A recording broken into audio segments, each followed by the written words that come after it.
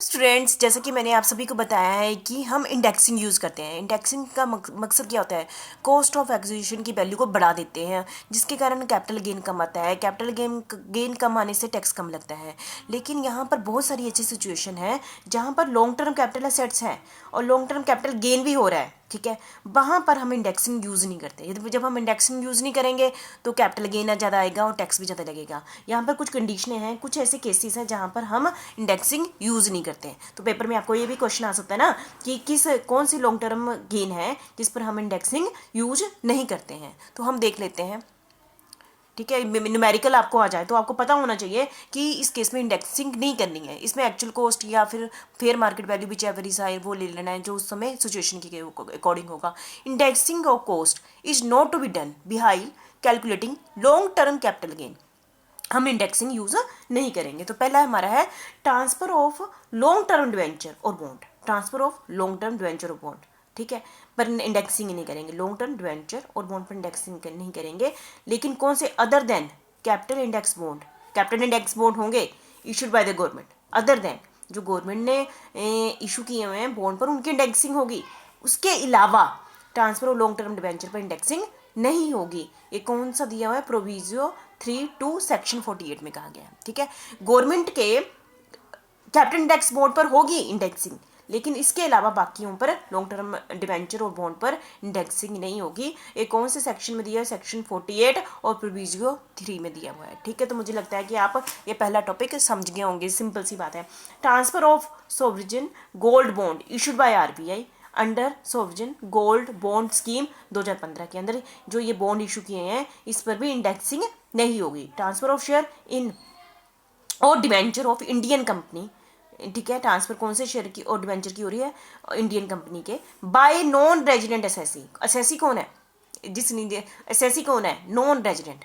यदि non resident assessee है, वो ट्रांसफर कर रहा है तो वो इंडेक्सिंग नहीं करेगा जब वो डिवेंचर और शेयर की ट्रांसफर कर रहा है, ठीक है। तो समझ गए होंगे आप कौन से सेक्शन के अंडर है? सेक्शन 48 और प्रोविजियो है 2 है, ठीक है। थर्ड पॉइंट समझ गए आप। और फोर्थ है हमारा ट्रांसफर ऑफ एन अंडरटेकिंग और division in slump sale. In slump sale यदि ट्रांसफर कितने इन स्लम्प सेल में हो रही है तो सेक्शन 50B के अंदर भी ये क्या होगा? इसकी इंडेक्सिंग नहीं होगी, ठीक है।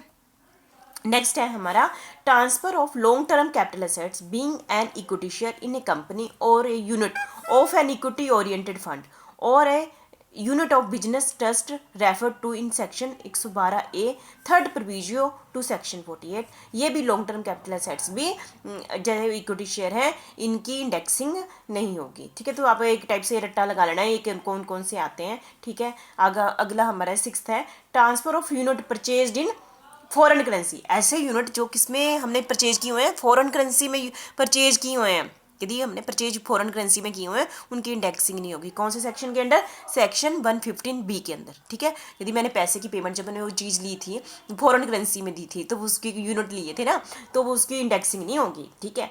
नेक्स्ट है हमारा ग्लोबल डिपॉजिट रिसीट्स और bond purchase in foreign currency. यदि ग्लोबल डिपॉजिट रिसीप्ट्स बड़ी बड़ी आपने देखा है कि ये हमने फॉरेन करेंसी में खरीदे हैं bye non resident.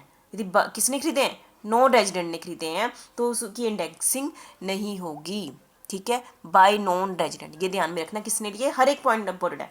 Non resident भी होना चाहिए और फॉरेन करेंसी भी होनी चाहिए, ठीक है, अंडर सेक्शन 115AC के अंदर, ठीक है। तो समझ गए होंगे आप। अगला है पॉइंट हमारा ग्लोबल डिपॉजिट रिसीप्ट्स और bond purchase in foreign currency by resident. यहाँ पर पिछले में नॉन रेजिडेंट था ना, यहाँ पर रेजिडेंट आ गया, तो इसके भी इंडेक्सिंग नहीं होगी। सेक्शन 115ACA, ठीक है। बस इसमें ये फ़र्क है, यहाँ नॉन रेजिडेंट था या रेजिडेंट था, इसने भी फॉरेन करेंसी में लिया था, इसने भी फॉरेन करेंसी में, सेम ही है सारा टॉपिक, बस इसमें नॉन रेजिडेंट है, इसमें रेजिडेंट है। इस सेक्शन 115C है, इस सेक्शन 115C के दोनों साइड ए लग गया है, ठीक है, ये देख लेना आप। और security other than unit refer to in section 115AB को छोड़कर वो वाली security purchase by foreign institution investor. यदि फॉरेन इंस्टीट्यूशन इन्वेस्टर ने वो लिए हुए हैं, परचेज किए हुए हैं, उसकी भी इंडेक्सिंग नहीं होगी। कौन से सेक्शन के अंडर? सेक्शन 115AD के अंदर, सेक्शन 115AD के अंदर, ठीक है। Transfer of foreign exchange assets by a non resident India.